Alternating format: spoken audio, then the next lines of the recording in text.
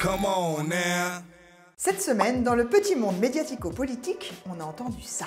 Tous les candidats ne vont-ils pas se liguer contre Emmanuel Macron? On a beaucoup dit qu'Emmanuel Macron serait la principale cible ce soir. Pour lui ce soir, c'est une première. Il n'a pas connu de primaire, il n'est pas un habitué des débats télévisés. Pour Emmanuel Macron, l'enjeu de la séquence était capital. Installer sa présidentialité en étant la cible de tous les autres candidats. Du coup, la com de Macron pourrait être un cas d'école. Comment gérer le risque sans brouiller son image? Vous vous ennuyeriez si j'étais pas là? Ouais, enfin ça c'était une heure après le début du débat, après avoir calmé son stress palpable. Le candidat d'En Marche a joué une stratégie en 3 temps. D'abord, déminer le terrain en répondant à toutes les attaques. Madame Le Pen, vous serez gentille.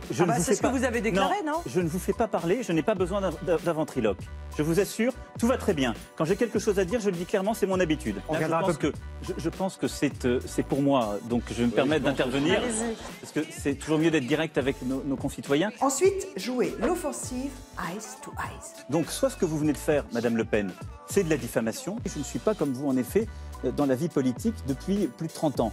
Et enfin, installer sa posture présidentielle avec des moments de solennité parfois un peu surjoués. Il y a eu un manque dans notre débat. En votant pour moi, vous me donnerez la possibilité de faire cette alternance profonde pour vous. Et last but not least, il garde sa petite originalité balancée à la fin, son positionnement pro-journaliste limite incongru aujourd'hui.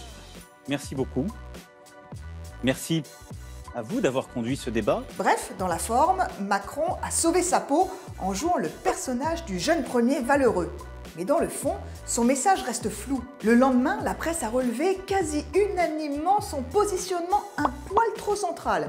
Du coup, dans le SAV médiatique, ces lieutenants ont dû inverser la vapeur. C'est le seul candidat qui a été capable de dire que sur tel ou tel sujet, il pouvait être d'accord, soit avec M. Fillon, soit avec M. Mélenchon.